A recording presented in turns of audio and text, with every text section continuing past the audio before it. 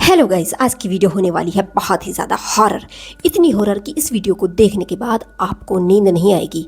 अब कितनी हॉरर होने वाली है ये तो आपको वीडियो में आगे ही पता चलेगा, जब आपको वीडियो देखने के बाद रात को नींद नहीं आएगी। और नींद अगर आ भी गई तो सपने में आएंगे आपके भूत। इतनी ज़्यादा हॉन्टेड ये वीडियो होने वाली है। तो ये बात है आकाश की। आकाश मेडिकल की तैयारी कर रहा था एंड वो नीट का एग्ज़ाम भी देता है। अब कुछ दिन बाद एग्ज़ाम नीट का रिजल्ट भी आ जाता है एंड आकाश बहुत अच्छी रैंक से पास हो जाता है। और उस सबसे मज़े की बात यह है कि उसे एक हॉस्पिटल में जॉब भी मिल जाती है। लेकिन उस हॉस्पिटल के बारे में कुछ अजीबोगरीबी अफवाहें हैं। जो लोग अक्सर कहते रहते हैं कि उस हॉस्पिटल में भूत प्रेत रहते हैं, अजीबोगरीबी आवाज़ आती हैं, ये सारी चीज़ें। लेकिन आकाश इन सब बातों पे तो यकीन ही नहीं करता। क्यों? क्योंकि वो तो भूत प्रेतों पर यकीन ही नहीं करता था।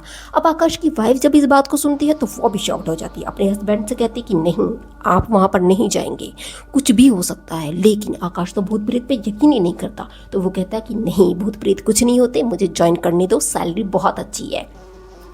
असल में आकाश का उस जॉब को ज्वाइन करने का मेन रीज़न ये था कि उसे सैलरी बहुत ही अच्छी मिल रही थी। अब आकाश उस हॉस्पिटल को ज्वाइन कर लेता है। हॉस्पिटल ऐसी जगह होता है, चारों तरफ घने जंगल होते हैं, सुनसान जगह पर हॉस्पिटल होता है। अब क्योंकि आकाश की दिन की शिफ्ट होती है, सब कुछ नॉर्मल चलता रहता है। वो कहता है अरे यार, मैं तो वैसे ही डर रहा था, यहाँ तो कुछ भी नहीं है। लेकिन कुछ ऐसा होता है कि कुछ दिन बाद आकाश की नाइट शिफ्ट में जॉब लग जाती है, नाइट शिफ्ट में ड्यूटी लग जाती है। अब जब रात को ड्यूटी वो ज्वाइन कर लेता है, कुछ दिन तो ऐसे ही ठीक ठाक गुजर जाते हैं। लेकिन एक दिन क्या होता है, उसे लगता है कि उसके पीछे कोई आ रहा है। उसे लगता है कि किसी के रोने की, चीखने की, चिल्लाने की आवाज़ें आ रही हैं। कुछ लगता है क्योंकि आपस में लड़ रहे हैं, आपस में थप्पड़ मार रहे हैं। उसे अजीबो गरीब रोने की, चिल्लाने की ये सारी आवाज़ें आती हैं। वो थोड़ा डर जाता है। लेकिन सब कुछ नॉर्मल होता है। क्यों? उसे कुछ नज़र तो आता ही नहीं है। वो सोचता है कि शायद मेरा वहम है। और हाँ, आकाश का ये तो मैं बताना ही भूल गई कि आकाश की जो मेडिकल लाइन में जॉब होती है वो होती है उसकी पोस्टमास्टर की, मतलब डेड बॉडी को चीर फाड़ करना। अब एक बार क्या होता है कि आकाश की वाइफ का बर्थडे होता है एंड वो 12 बजे से पहले अपने घर पहुंचना चाहता है ताकि अपनी वाइफ को बर्थडे विश कर दे। तो होता क्या है कि वो जल्दी से अपना काम फिनिश करके, एक लड़की की बॉडी आती है, उसका पोस्टमार्टम कंप्लीट करके उसके हाथ पर रेड बैंड। अब रेड बैंड उसने उस डेड बॉडी के ऊपर क्यों बांधा? क्यों? हॉस्पिटल का रूल था कि जो डेड बॉडी है उसके हाथ पर लाल रिबन बांधना है। तो वो उसके हाथ पे लाल रिबन बांधकर लिफ्ट में जाता है। तो लिफ्ट में पहले से ही एक लड़की मौजूद होती है। आकाश भी उस लिफ्ट में बैठ जाता है एंड दोनों बात करने लगते हैं, हाल चाल पूछने लगते हैं। तो दोनों हंस कर बात कर रहे होते हैं, नॉर्मली हाय हेलो एक दूसरे के बारे में पूछ रहे होते हैं। अब जैसे ही लिफ्ट नीचे वाले फ्लोर पर आती है, ओपन होता है गेट लिफ्ट का, तो सामने फिर से एक लड़की खड़ी होती है एंड वो जैसे लिफ्ट में आने को होती है तो आकाश उसे फ़ौरन रोक देता कि नहीं, एंड उससे इतना र्यूड बिहेव करता है, उसे लिफ्ट में वो नहीं आने देता एंड लिफ्ट का गेट बंद हो जाता है।